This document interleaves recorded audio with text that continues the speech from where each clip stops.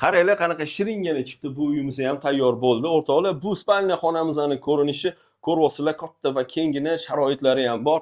Spalniyadan chiqishinglardan zalga kirib kelinadi. Bu zalimizning общий ko'rinishi. Bu yerda ham hamma jihozlar qilib qo'yilgan.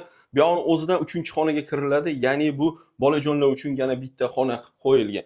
Aslida bu xona kuxnya bo'lgan. Kuxnya hozirgi kunda balkonga olib chiqilgan holatliligi ko'rishinglar mumkin. Hamma sharoit bor. Даже televizor deysizlar, hamma salafonida turibdi. Prixoshkasi, bu yerda sanuzellar joylashgan. Bu vanna xonani ko'rishinglar mumkin. Kir mashinagacha qo'yilgan. Bu yerda hojatxonasi. Hurmatli kuzatuvchilar, bu uyimizning aniq manzili Hamza metro deyiladi. Muqimiy ko'cha. Chilonzor 3-kvartal, 4-dom, 33-kvartira. 2 xona, 3 xona qilingan 3-qavat, jami 4 qavatli domda joylashgan. Pastda mashina qo'yishinglar uchun parkovka muammosiz.